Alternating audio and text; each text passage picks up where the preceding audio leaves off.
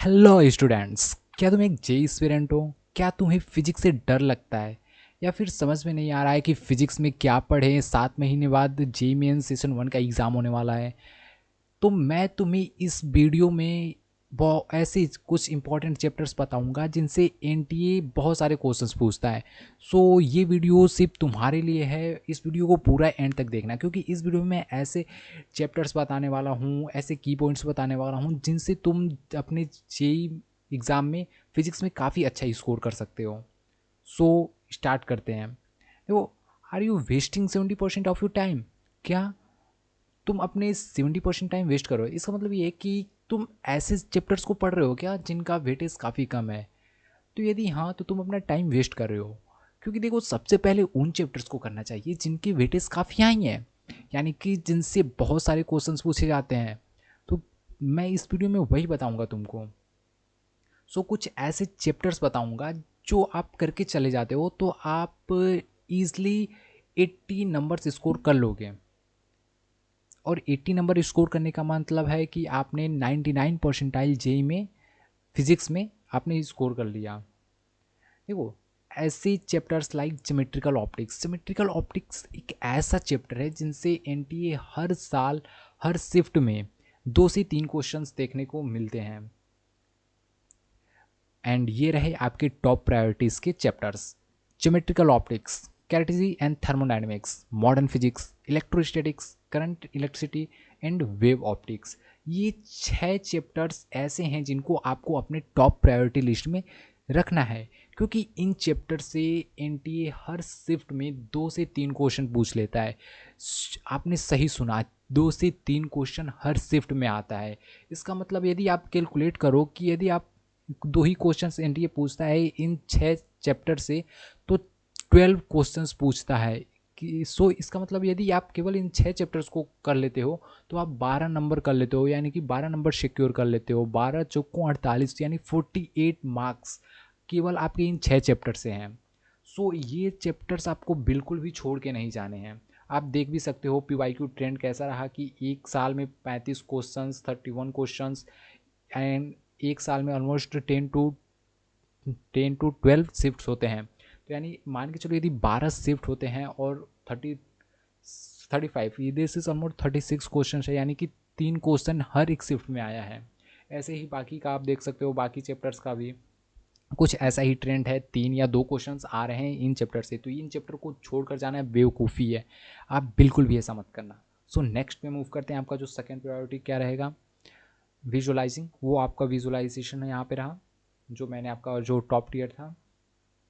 In modern physics देखो यार, एक ऐसा चैप्टर है ना, एक ऐसा जहाँ से आप काफ़ी अच्छा स्कोर कर सकते हो, क्योंकि ये यहाँ से क्वेश्चन बेसिकली फार्मूला बेस्ड ही होते हैं और जिनको सॉल्व करना काफ़ी आसान होता है। यदि आप इसको विजुअलाइज करके सॉल्व करोगे तो काफ़ी अच्छे से आप इस सारे क्वेश्चंस को ईजिली कर पाओगे और एक काफ़ी लो इफर्ट्स में आप एक अच्छा गेन कर पाओगे। सो इसको भी बिल्कुल छोड़ के नहीं जाना है आपको। And then why smart students rank better. देखो यार, जब आप ऐसे चैप्टर्स को करके जाओगे और ऐसे पीवाईक्यू को सॉल्व करके जाओगे जो एनटीए पूछ रहा है, तो आपकी इफ़िशिएंसी बढ़ेगी, आपको कॉन्फिडेंस आएगा कि हाँ मैंने इन सारे क्वेश्चंस को कर रखा है। एंड देन स्पीड की बात करते हैं। जब आप ऐसे क्वेश्चन सॉल्व करके रखोगे ना, तो जब आप रियल एग्जाम में बैठोगे तो आपकी जो स्पीड होगी ना, वो काफ़ी तगड़ी होगी, क्योंकि आपने ऑलरेडी उन सारे क्वेश्चंस को कर रखा है। सो फिर आपको यहाँ पे वहाँ जाकर एग्ज़ाम हॉल में सोचने की उतनी ज़रूरत नहीं पड़ेगी। आप इजीली क्वेश्चंस को करते चले जाओगे।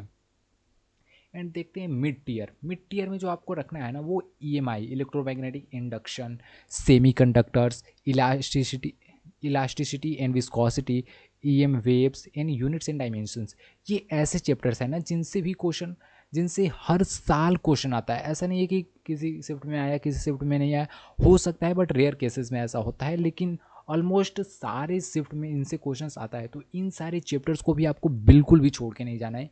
हाँ, आपको इसको सेकेंड प्रायोरिटी में रखना है, लेकिन रखना है, पढ़ के जाना है। और इनसे भी यदि आप मान के चलो 5 क्वेश्चन कर लेते हो तो 12 क्वेश्चन उससे, 5 क्वेश्चन इससे, 17 क्वेश्चन, 17 क्वेश्चन आप कर चले आओगे यदि आप केवल 6 टॉप 1 के जो आपका जो प्रायोरिटी फर्स्ट था उससे 6 चैप्टर्स एंड 5 चैप्टर्स ये सेकेंड ईयर के। सो आप टोटल 11 चैप्टर से 17 क्वेश्चंस क्रैक कर रहे हो।